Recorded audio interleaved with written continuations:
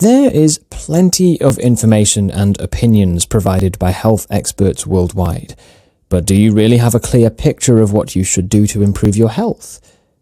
Probably not, but that's not because there's an inadequate amount of information available. In fact, a huge research on diet and health has been released and available to the public for decades. Also, health advice is not only acquired in newspapers, magazines, and radio and TV shows, but is also sought online. Unfortunately, most of the information available focuses on food industry propaganda and fad diets. In the China study, Dr. Colin Campbell ensures that you will have a deeper understanding about health and nutrition that will eventually inspire you to live a healthier life. Dr. Campbell emphasizes that the most powerful weapon in fighting illnesses and diseases is a good diet. Based on the results of studies released by high-ranking scientific publications, it has been proven that diet has a great impact on our health. Among these findings are: a healthy diet prevents the development of kidney stones. People who eat vegetables and fruits will still experience sharp mental performance even when they get old. Prostate cancer is linked to dairy food consumption. A healthy diet can prevent breast cancer. Reduction of animal protein intake can prevent heart disease. Infant feeding practices are correlated to type 1 diabetes, and diabetic patients can let go of their medication if only they embrace dietary change. Dr. Campbell shares that at the start of his career, he never knew that food had a big impact on diseases and illnesses. Just like any other common person, he thought that as long as you eat healthy food, you would not experience health problems. Well, technically that is true, but not all healthy foods are good for you. For instance, protein is good for the health, but not many people are aware that it can cause liver diseases too. This is what Dr. Campbell aims to explain in this book. He aims to discuss extensively what food is good and what is not for our health. Dr. Campbell has visited different countries, including England, India, and the Philippines, among many others, to conduct studies on malnutrition, diet, and health in general. Through such studies, he has gathered ample information that makes him exceedingly credible to write the China study. Problems we face, solutions we need. Dr. Campbell begins this chapter by sharing with us a part of his childhood, how he and his siblings were raised by their parents in a farm. Everything that they planted was patiently explained to him by his father, from the fertilizer down to harvest time. Everything that they ate came from their farm, which made him believe that he and the rest of his family were eating healthy foods. This belief, however, changed when his father experienced a heart attack for the first time. After several years, his father experienced it again, which unfortunately was a fatal one. When Dr. Campbell eventually became involved in studies on diet and health, all the more that he had learned that food can indeed change our lives. Studies have shown that there is an increasing occurrence of epidemics in the United States, and among these diseases are diabetes, obesity, and cancer, just to name a few. However, heart disease is still the #1 killer in the country, or even worldwide. To reiterate what has been repeatedly mentioned from the cover of this book, these diseases may be prevented or reversed simply by practicing a healthy diet. Of course, who doesn't want to practice eating healthy? We all do. That's why some of us even buy health books that talk about low-carb diets, and other forms of diets for that matter. These diets confusingly make us count our calorie intake, our protein intake, and our supplement intake, among many others. However, this does not directly talk about health, but instead talks about fad diets. On the contrary, the China study is not about fad diets. Therefore, if your aim is to lose weight by engaging in a 2-week diet plan, sorry to disappoint you, but this book is not ideal for you. This book does not simply aim to make you lose weight. This book aims to improve your eating habits and help you live a healthier life for good. All details found in this book are backed by scientific evidences and are written in such a way that can be easily understood. Dr. Campbell had the opportunity to conduct several studies in the Philippines to examine the incidence of liver cancer among Filipino children and to launch nutrition programs for malnourished Filipino children. He also had the opportunity to conduct studies in China to investigate the impact of diet on osteoporosis and bone density. In China and Taiwan, Dr. Campbell and his team of researchers examined how lifestyle and dietary factors affected mortality rate. This study, which began in 1983, has become popularly known as the China Study. It has received several awards and recognitions, including, but not limited to, the 1998 American Institute for Cancer Research Award, the 2004 Burton-Kallman Scientific Award, and the recognition as one of the top 25 food influentials in 1998. The China Study promotes to the public the advantages of a plant-based diet to our health. Such a diet is indeed better than any other drug or surgery recommended by medical professionals. It can prevent such diseases as impotence, Alzheimer's disease, cataracts, and hypertension, among many others. A house of proteins. Dr. Campbell's career in the field of biomedical research has largely been focused on the subject of protein. He explains that the role of protein in our lives is part culture, part science, and part mythology. The word protein originated from the Greek word proteos, that means of prime importance. This ultimately led to the belief that protein should be highly included in our diet. Protein eventually became tantamount to meat because of the belief that protein could only be found in animal products.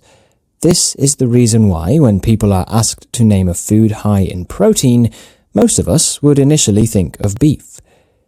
In a study conducted by German scientist Carl Voigt during the late 1800s, it was found that only 48.5 grams of protein per day was needed by a person. However, culture obliged him to recommend to each person to consume 118 grams of protein on a daily basis. This led to the popularity of meat consumption. After all, eating meat was a sign of civilization. During this time, researcher W.O. Atwater became director of the U.S. Department of Agriculture, USDA. He then officially recommended the intake of 125 grams of protein, or meat, on a daily basis. This, unfortunately, had a serious impact on the health of the Americans. Dr. Campbell explains that it is indeed true that protein is a necessary component of our bodies.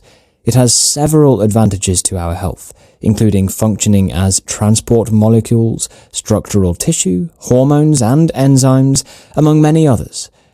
Proteins are composed of hundreds of amino acids, and amino acids are composed of several kinds as well. Proteins wear out regularly, and therefore should be replaced regularly as well. Dr. Campbell uses a string of multicolored beads as an example to thoroughly discuss the disassembly and reassembly of amino acids contained in proteins.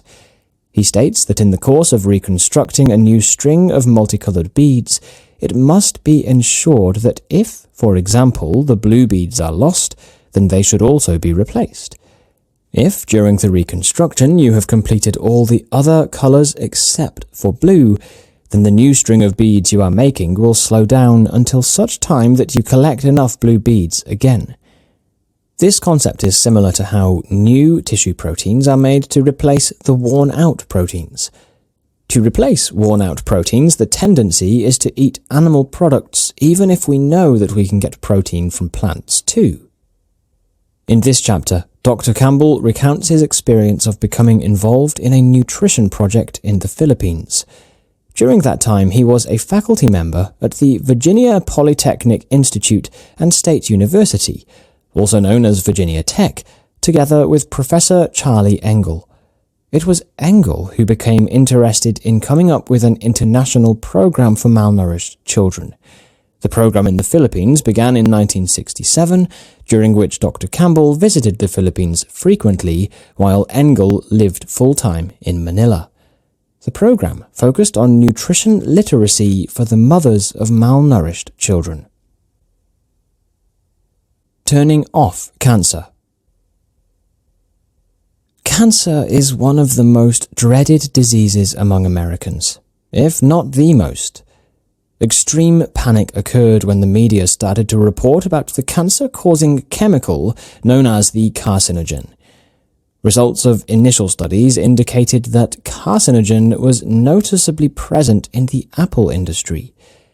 However, after several decades, it was found that there were other cancer-causing agents. Some of these include alpha-toxin, dioxin, artificial sweeteners, and nitrites. Does protein intake have an impact on cancer initiation? Yes. This was studied by Dr. Campbell and his team of researchers, in which their initial study focused on identifying the effect of protein intake on the enzyme linked to the mixed function oxidase, MFO. Their hypotheses indicated that protein fights the growth of the tumor by changing how enzymes detoxify aflatoxin. In other words, protein intake could modify enzyme activity. In a study conducted in India, findings indicated that a decline in protein consumption would result in a rapid decline in enzyme activity. A decline in enzyme activity means carcinogen could be prevented from binding to DNA.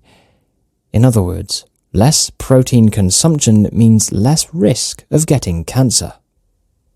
After a series of studies, Dr. Campbell and his team discovered that tumors are reduced through low-protein diets by the following mechanisms: lesser formation of aflatoxin DNA adducts, the reduction of enzyme components, the reductions of enzyme activity due to the occurrence of changes within its complex, slower cell multiplication, and lesser aflatoxin entering the cell.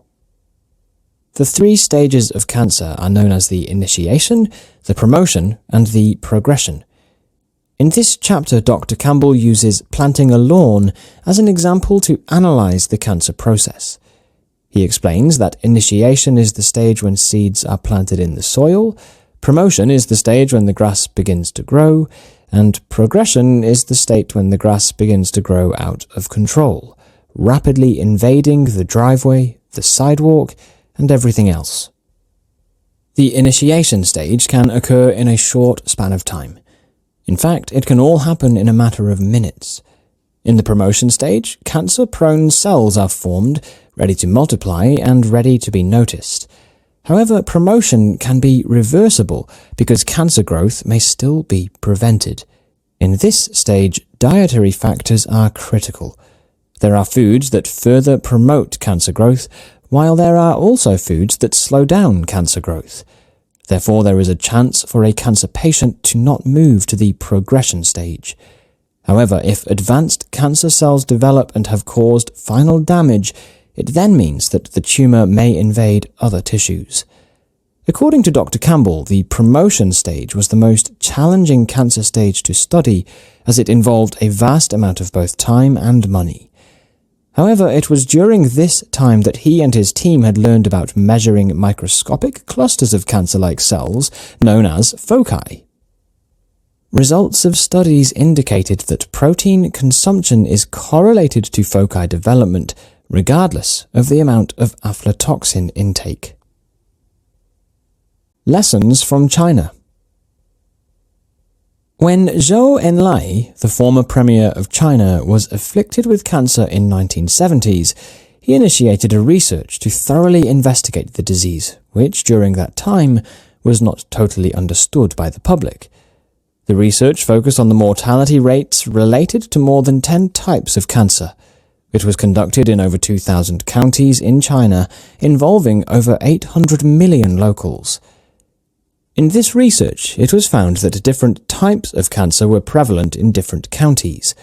For instance, if liver cancer was highly prevalent in one county, it did not necessarily follow that it was highly prevalent in other counties as well. Therefore, it was concluded that genetics only formed part of approximately 3% of total cancer risk. More than anything else, cancer is related to lifestyle or environmental factors.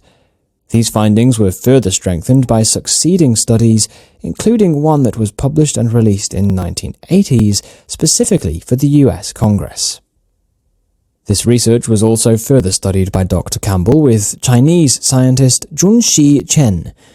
The combination of financing, politics, and science allowed them to thoroughly investigate the diet and lifestyle in different counties in China.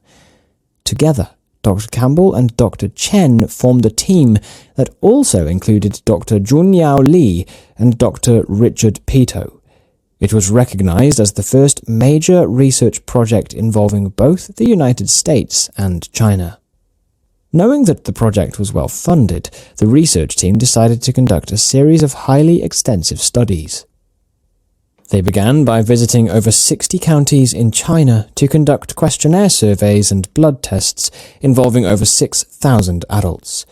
Urine samples were also taken from the study subjects, and food samples were gathered from marketplaces across China.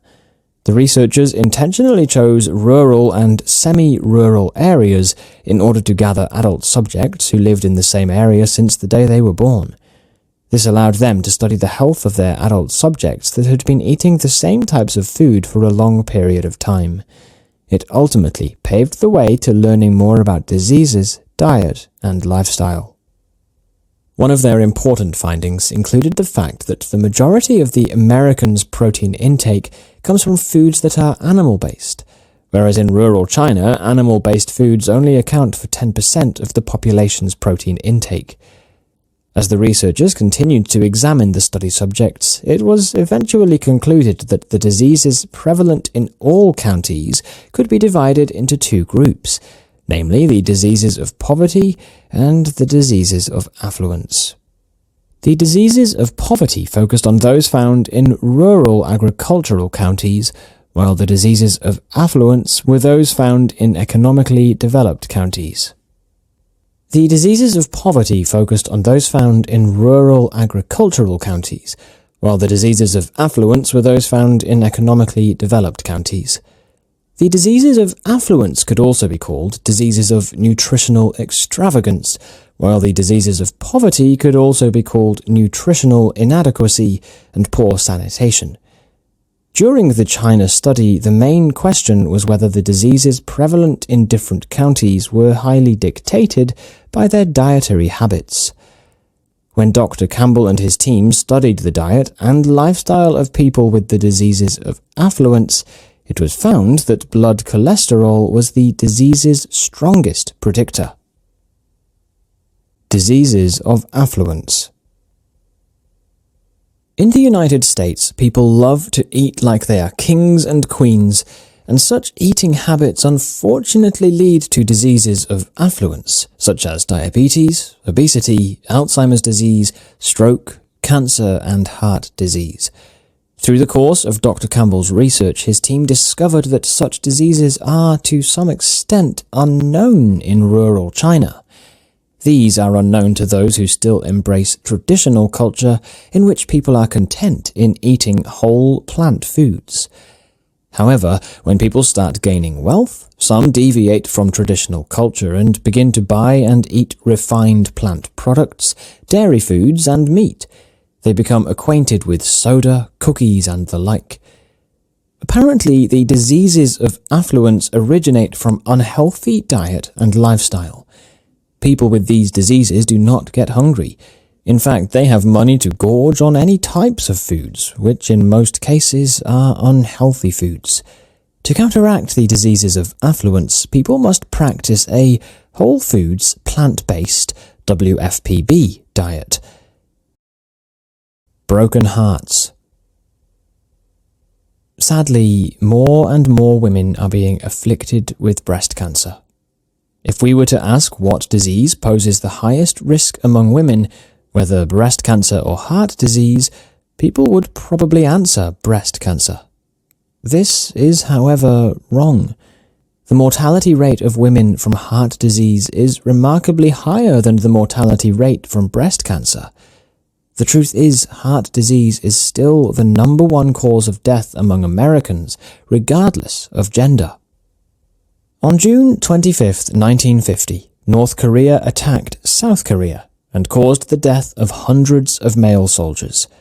These male soldiers, who were in their early 20s and had never had any heart problem, were examined by military medical investigators.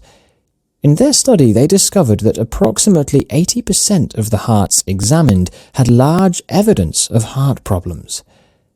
Plaque is one of the main components of heart disease.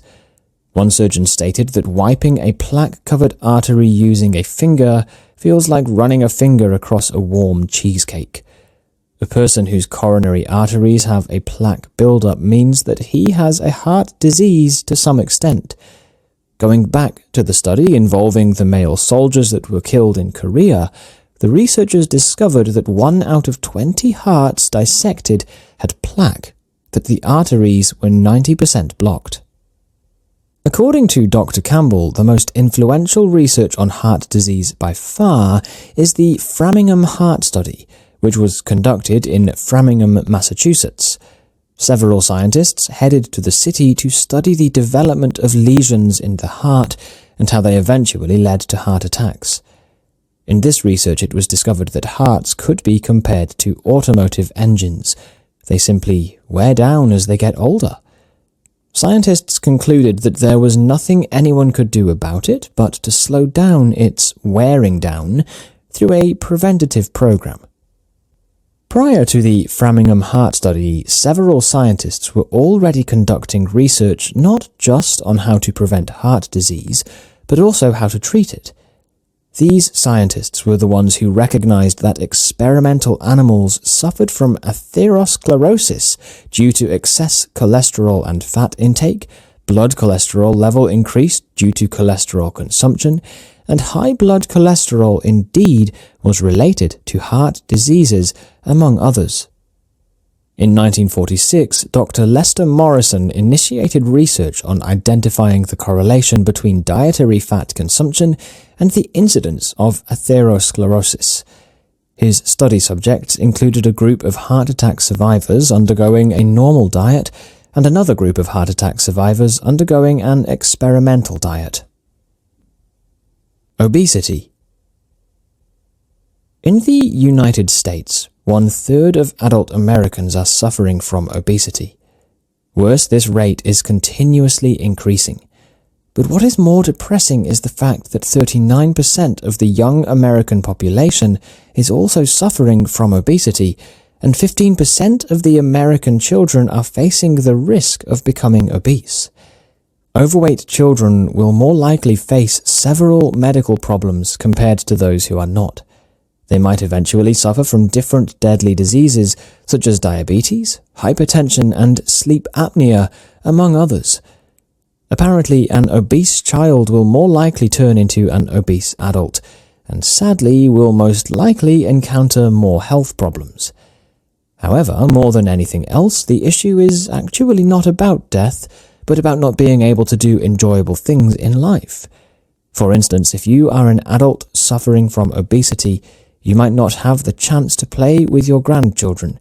You might find it difficult to ride public transportation, or you might not be able to participate in sports, among many others.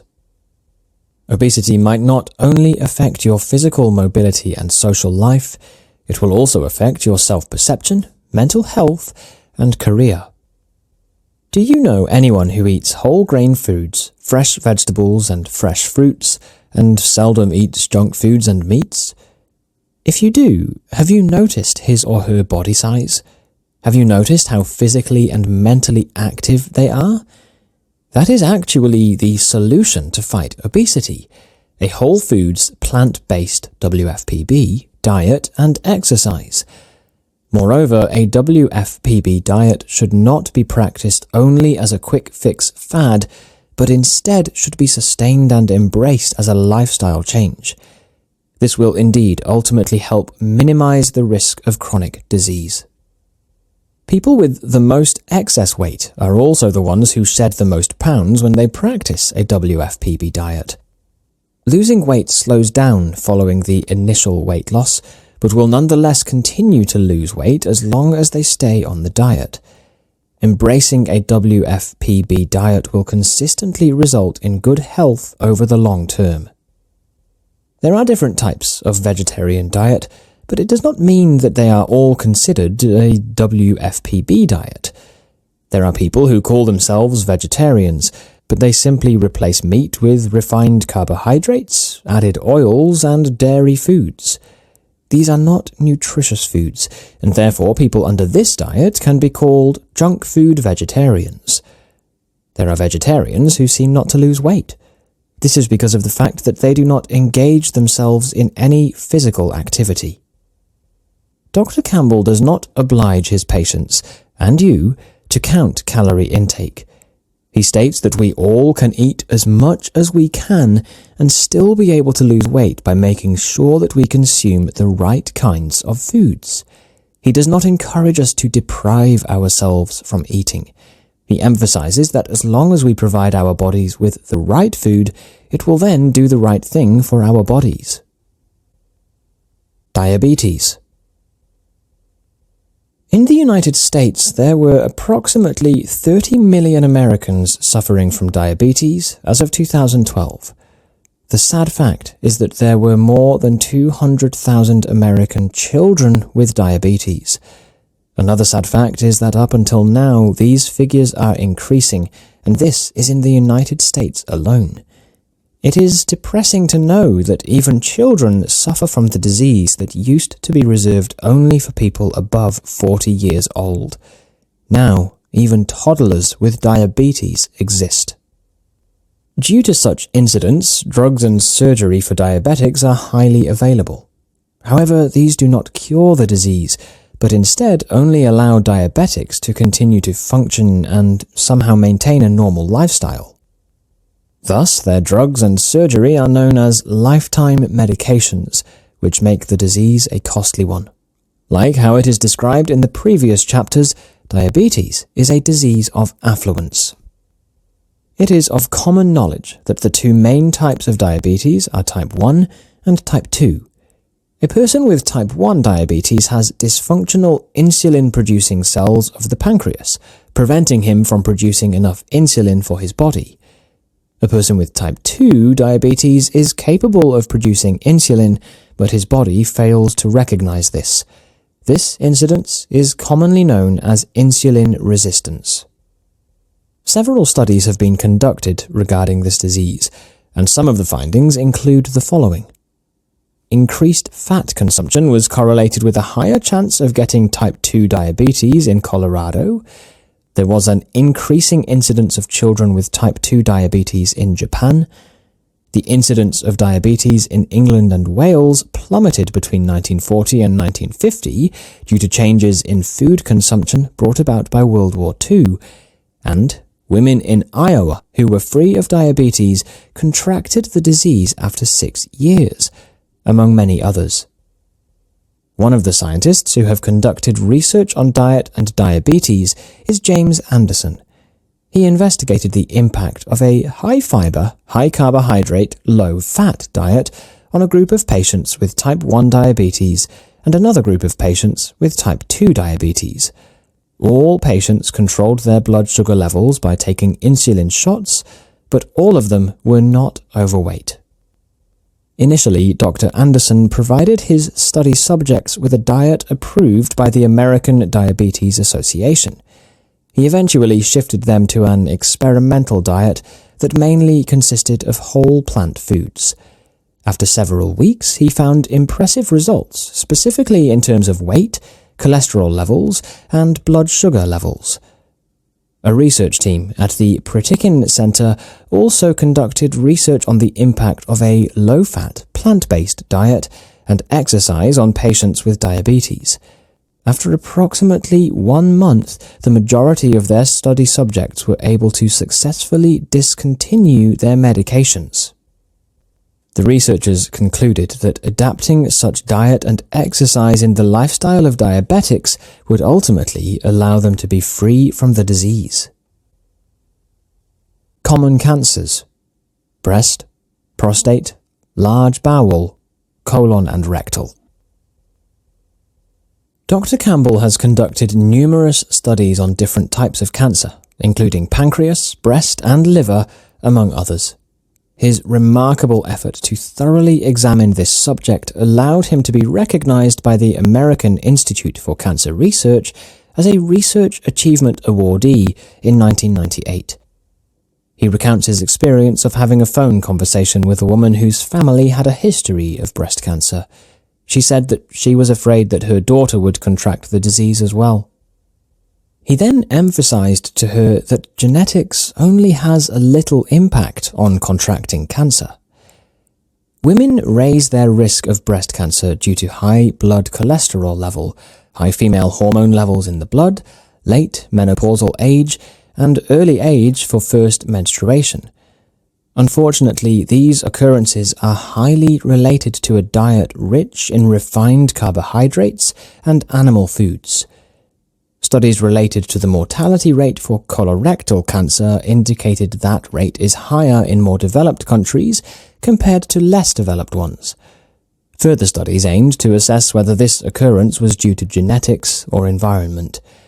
Apparently, it was discovered that lifestyle factors play a significant role in colorectal cancer, and this includes diet. A diet that includes high fiber and low animal-based foods is known to prevent the incidence of colorectal cancer. This indicates that a whole foods, plant-based WFPB diet can tremendously minimize colorectal cancer rates. There were also studies conducted in the 1990s indicating that risk factors are present in a diet that causes both colorectal cancer and insulin resistance syndrome. This diet consisted of foods high in refined carbohydrates and animal foods and low in vegetables and fruits. Therefore, a good diet that addresses insulin resistance issues can indeed address colon cancer issues as well. This is none other than the WFPB diet.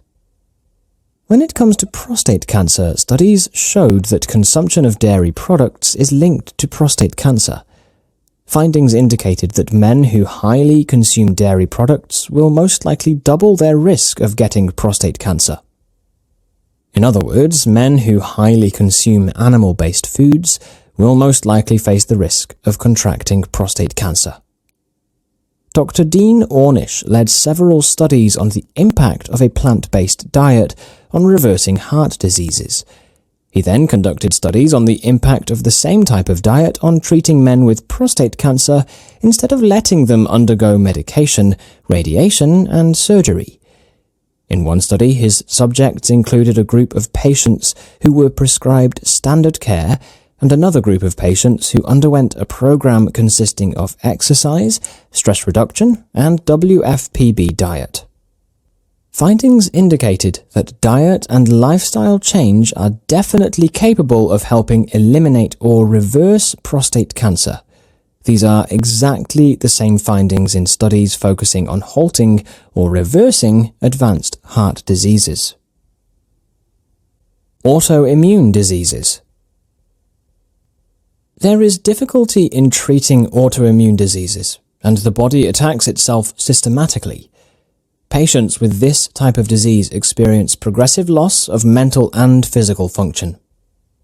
In the United States, 25% of the American population is afflicted with autoimmune diseases on an annual basis, and women are the ones who are more likely to contract the disease than men. There are several types of common autoimmune diseases, including, but not limited to, pernicious anemia, vitiligo, hyperthyroidism, rheumatoid arthritis, and hyperthyroidism.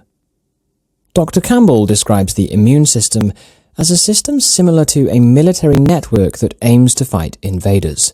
The white blood cells are the soldiers, and the bone marrow is the recruitment center.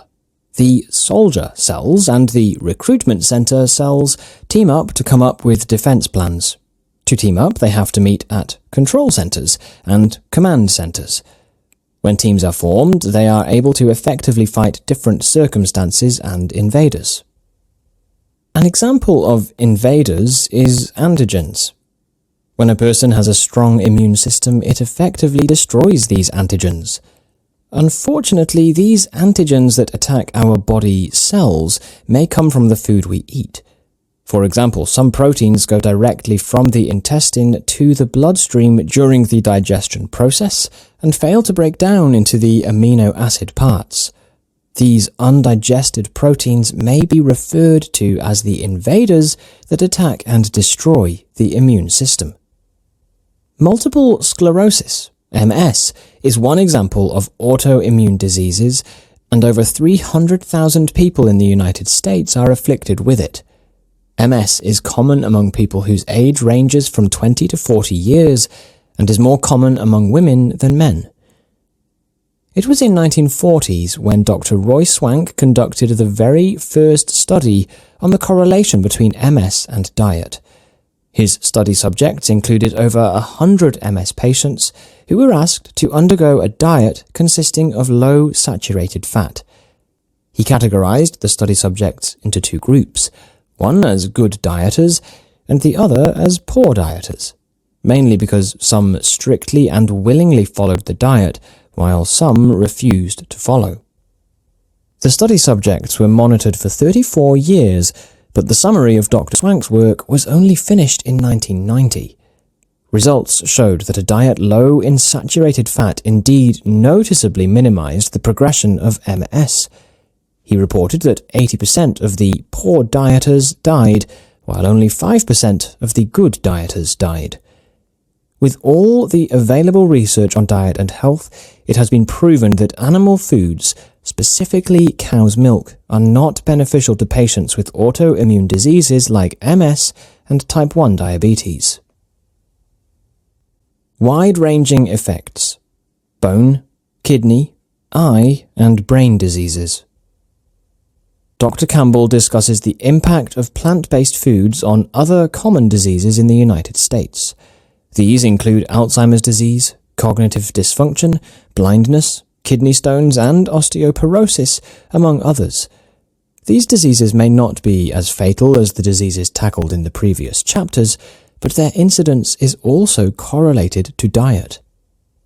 Compared to most populations in other countries, the population of the United States is known to consume more cow products, including cow's milk.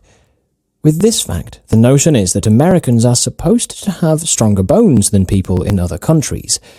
Unfortunately, this is not the case, because there are studies indicating that there is a high incidence of hip fractures among American women. In fact, it is one of the highest rates worldwide.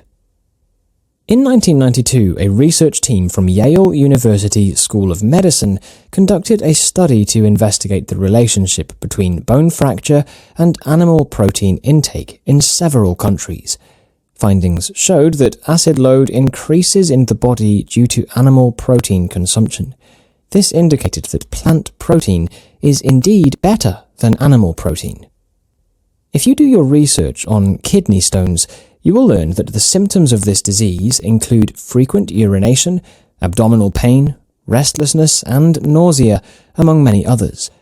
Dr. Campbell then discovered the impact of diet on this disease when he had the opportunity to meet Medical Research Council Professor W.G. Robertson.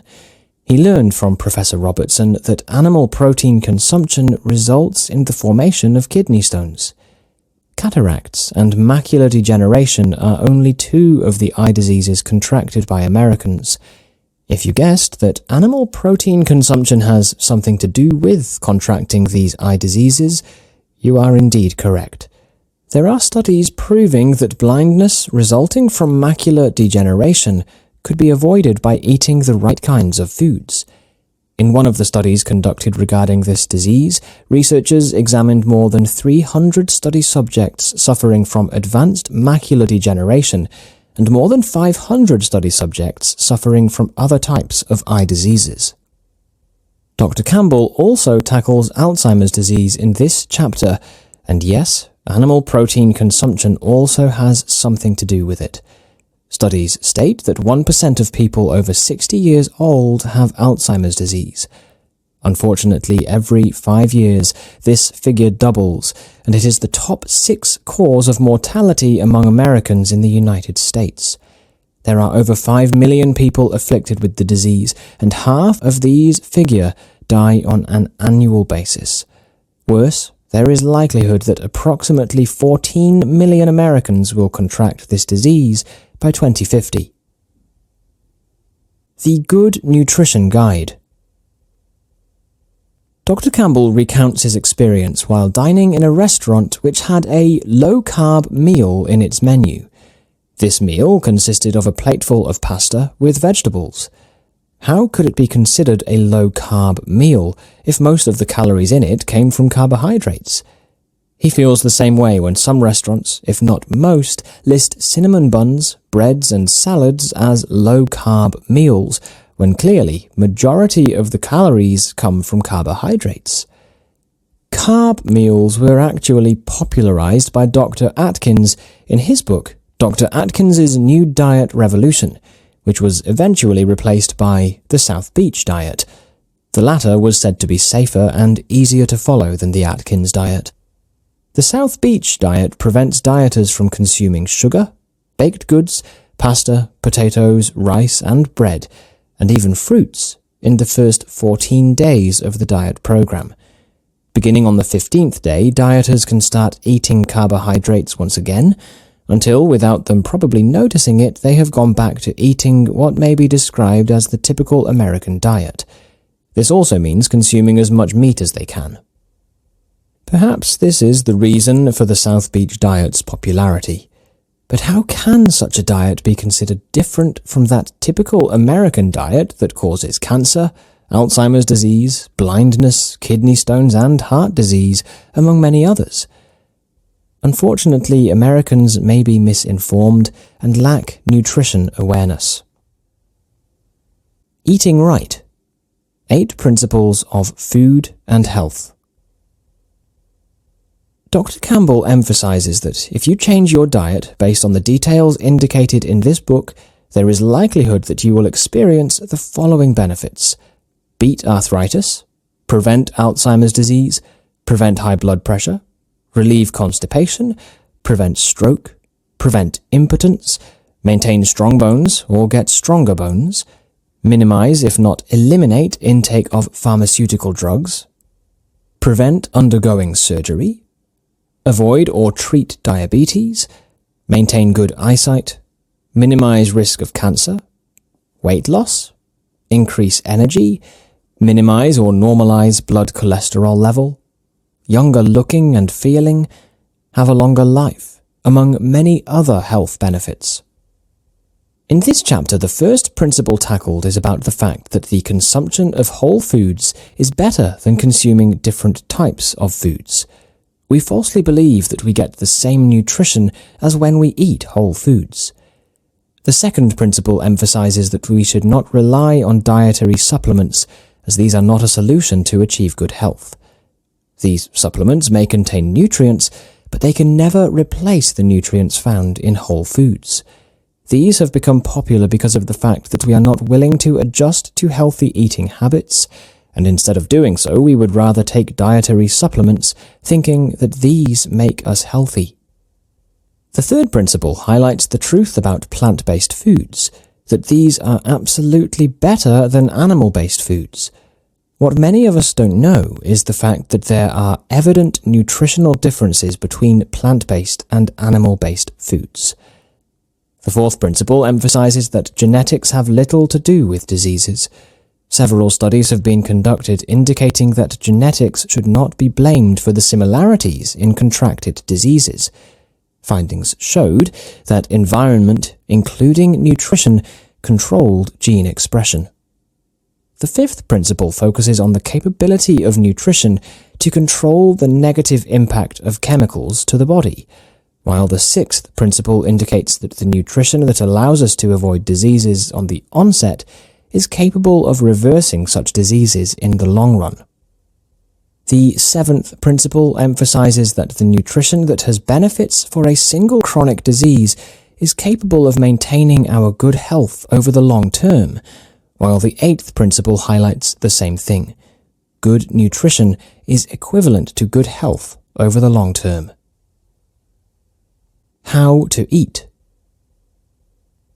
Dr. Campbell recounts his son Tom's experience when he was still a student.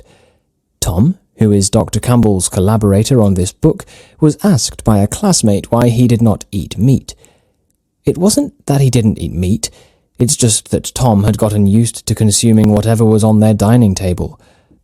Apparently, everything they cooked had always been plant-based foods. When he was asked about the types of foods he ate, he simply answered plants, mainly because at home they had gotten used to classifying foods either as plants or animals only. Again, apparently they had only been, and still have been, eating plants. This story has always amused Dr. Campbell every time he recalls it. People have always been enticed to try different weight loss plans, mainly because their authors tell us that their plans are easy to follow. However, once we try it, we realize that it's not easy at all. We are always instructed to count servings and calories, among others. We are asked to take supplements and use tools. Other diet plans even ask us to document all the details in worksheets. With all these instructions, it's easy to understand these weight loss programs do not work for so many people. What Dr. Campbell is trying to point out is the fact that eating should be regarded as an enjoyable experience. We are not supposed to worry about our calorie intake and the number of servings we consume. We should not be deprived and should definitely not make us sad. To do so, we should keep it simple. Eat simple foods and enjoy consuming them each and every single day. We should have this perception that good food and good health should always be simple. This can only be achieved if we include a whole foods, plant-based diet as part of our lifestyle. Why haven't you heard this before? Most people who have heard of Dr. Campbell's promotion of plant-based foods often wonder if there is truth to what he says. This is so because in general what people know is the opposite. As in the case of cow's milk, people in general believe that it is good for the health. People in general believe that we need animal-based foods for protein. People in general believe that heart disease, cancer, and other diseases are genetic. This has always been the belief of the general public for hundreds of years, which makes it difficult for researchers such as Dr. Campbell and his son Tom to break. Moreover, animal-based foods have always been commercialized, and the food industry has been helping the national economy prosper. If plant-based diet is to be practiced and embraced by all Americans, food businesses, especially those that sell animal-based foods, would be doomed to lose money and would fail to contribute to the national economy. Science. The dark side. In this chapter, Dr. Campbell talks about a health scam that spread in the 1970s. It was about Laetrile, which was a natural compound made out of apricot pits and claimed to be an alternative treatment for cancer. Cancer patients at that time who had lost hope of getting healed spent millions of US dollars to buy Laetrile in the hopes that they would eventually be free from the deadly disease. Aside from Laetrile, other alternative health products started to become available in the market one after another, all claiming that they could cure cancer as well. These include pangamic acid, bee concoctions, garlic supplements, and zinc supplements, among others. When people started to doubt the effectiveness of these medications and treatments, and after several studies that did not support their effectiveness as well, the US Food and Drug Administration had come to a decision to stop them from entering the market. But before it was stopped, the manufacturers of such products had already generated millions in profit. When US Senator George McGovern ran in the 1980s, his platform included promoting good health by encouraging Americans to eat fruits and vegetables only as these foods could minimize, if not eliminate, the risk of heart disease. He highly discouraged Americans from eating fatty animal foods. Unfortunately, this angered the animal foods industry, and consequentially, Senator McGovern did not get any support from them during the elections.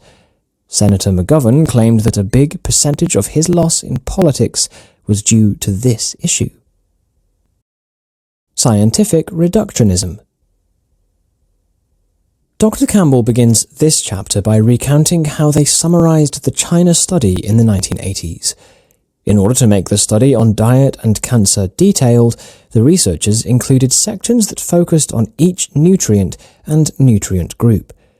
For instance, there was a section about the correlation between cancer and vitamin A, cancer and vitamin C, and so on. The researchers also emphasized in their summary that by diet they meant consuming the right kinds of foods, and that they were not promoting dietary supplements or pills. However, there were drug manufacturers who took advantage of this research, but they ignored the emphasis of the researchers on prohibiting consumers from taking pills and supplements. They adamantly manufactured and released products that falsely claimed to prevent cancer. This, in fact, was the advent of commercial vitamin supplements.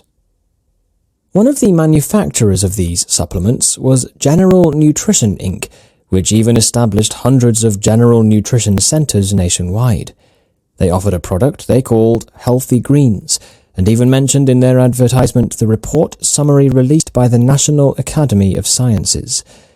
Apparently, the company was using information from a government document inappropriately. More so, they were selling a product that was not officially approved by the government.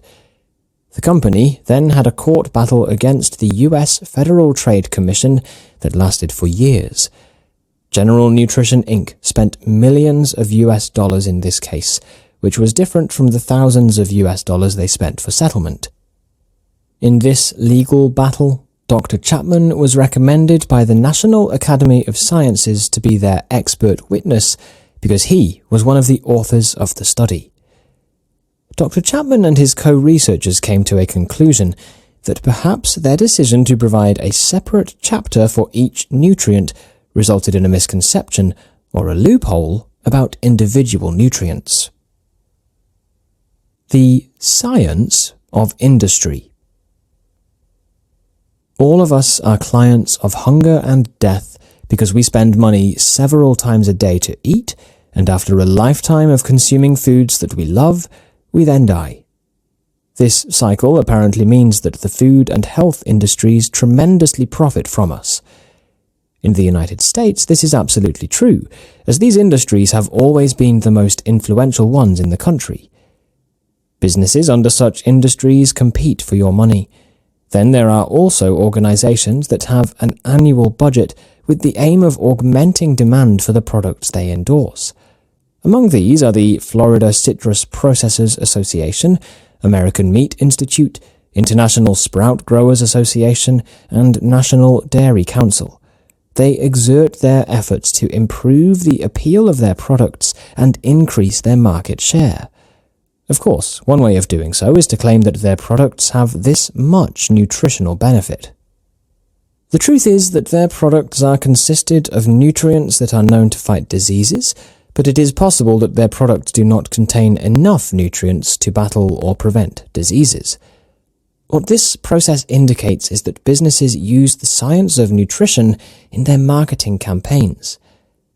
The American Meat Institute and the National Dairy Council are two of the many organizations in the animal-based foods industry in the United States that have all agreed to assign several scientists to monitor research projects that might be detrimental to their industry. Dr. Campbell knew several scientists that formed part of this group. He also learned that one of them was keeping an eye on the American Institute for Cancer, and more specifically, on him as its chairman. Government. Is it for the people? Findings from studies that have been conducted over the years indicate that bad nutrition indeed results in chronic diseases in the United States. Evidence also shows that while there are other causes of diseases and death, such as accidents and tobacco use, bad nutrition is still the #1 culprit more than anything else. Academic scientists, of course, have confirmed this. Surgeons have confirmed this. Expert government panels have also confirmed this. This apparently means that information is everywhere, and the government very well knows this. Still, the government has not done anything to promote whole, plant-based foods. Instead, it promotes the products of the animal-based foods industry. Why? Because the animal-based foods industry provides more income for the country, and promoting the bad effects of animal-based foods on health could result in the politicians' defeat in the elections. Since 1943, the US Food and Nutrition Board, FNB, has been reviewing and updating the recommended nutrient consumption for Americans on a regular basis. In a report that it released in 2002, FNB presented its nutrient recommendations as ranges. For instance, Americans are suggested to consume 45 to 65% carbohydrates to maintain good health. Unfortunately, these vague details would only provide confusion among people. Furthermore, such figures are way higher than the suggested consumption in published studies. It is similar to saying that Fruit Loops, chocolate candies, skim milk, food supplements are all right to consume in one sitting during breakfast. It is like saying that a grilled cheddar cheeseburger is good for lunch, and that 3 slices of pizza and a can of soda are a perfect combination for dinner. If this is what we call a healthy diet plan, and if we eat this way each and every single day, we should not be shocked if one day we suddenly feel unwell and we eventually learn that we have contracted a chronic disease. Such a menu plan is apparently a disastrous one. The recommended protein intake among Americans for more than 50 years ranges from 9 to 10%, but findings of studies strongly indicate that only 5 to 6% of protein should be consumed by each individual. With all this incorrect information available publicly, something has to be done immediately. Big medicine. Whose health are they protecting? In most cases, we will encounter doctors who will not inform us of what the good and bad foods for us are when we go to see them for a checkup. It is, of course, not fair to generalize them, but it is apparent that the public are not well informed of the effect of food on health because of 4 major aspects: control, power, ego, and money. Nobody else knows this better than those minority doctors who truly share their expertise based on nutritional perspective.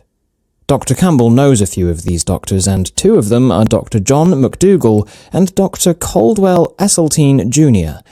In fact, he and his son Tom had the opportunity to have a meeting with them to discuss how they promote whole foods, plant-based, WFPB, diet in their profession. In this chapter, Dr. Campbell narrates his opportunity to be invited to the farm of the Esselstyns. He shares that even before the founding of the United States, the Esselstyns have already settled in New York City and have owned a farm since 1675. The Hudson Valley Farm is now owned by Dr. Esselstyn and his family. The couple experienced being hands-on at the farm, they grew a garden, and their children and grandchildren played there when they were young. Dr. Campbell learned that Dr. Esselstyn trained as a surgeon right after he graduated from Yale University. He was inspired to pursue a career in the medical field because his father was also a physician and he had the opportunity to be mentored by distinguished doctors, namely Dr. Book, Dr. Turnbull, and Dr. Kryl, who eventually became his father-in-law.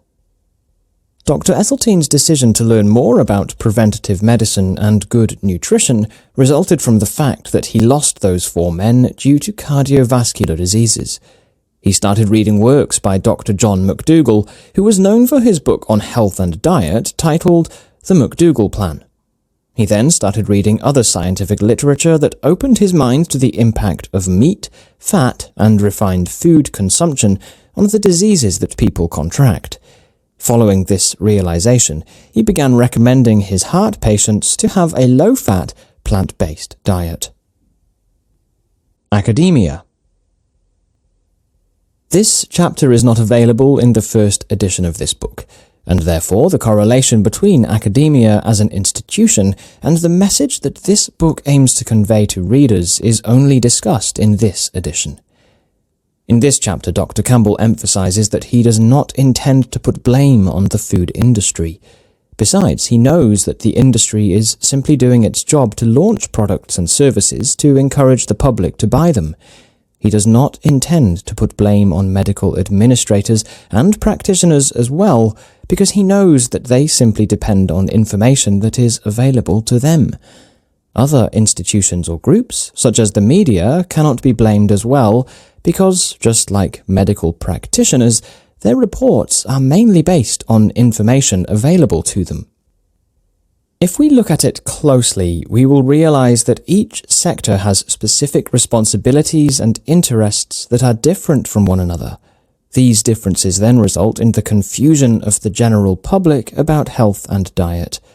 The people under these sectors mainly rely on the information given to them, and of course, they will use this information to their advantage. More than anything else, Dr. Campbell believes that the academia is responsible for educating the general public about diet and health. When we say academia, it is not limited to colleges and universities. It also speaks of activities that highly impact the development of public health services, projects, and policies. Academia also has an important role to play in agricultural outreach programs. The US Department of Agriculture strongly believes that these programs have remarkable advantages not only to farmers, but to all consumers. Academia is the sector capable of gathering information on the importance of diet to public health. It is the sector capable of disseminating information based on original research among professionals and public communities. It is the sector capable of coming up with new strategies on how to address the limitations of knowledge.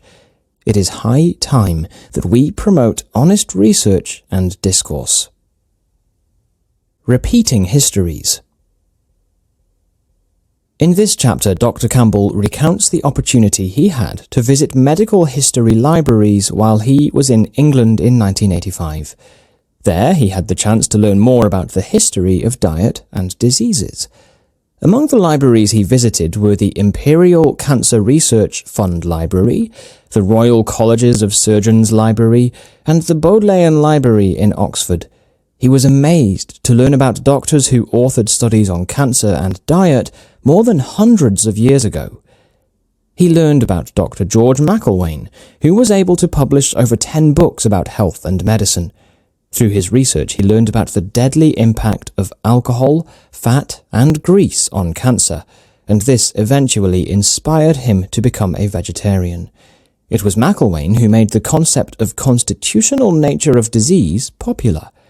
Such a concept states that a disease is not a result of a single organ, a single cell, or a single reaction that had gone bad. Instead, a disease is a result of several systems breaking down throughout the body. The reading materials he came across while he was in England amazed him, as they contained ideas similar to that in the health issues that resurfaced in the 1980s. It also amazed Dr. Campbell to learn that McIlwain was his relative. Dr. Campbell had always known that he had a great relative who went to London to pursue a career in medicine in the 1800s, even if that meant abandoning his family farm in Ireland. Dr. Campbell, however, did not know that such a great relative was Dr. McIlwain. Such discovery ignited Dr. Campbell's interest to learn more about Dr. McIlwain.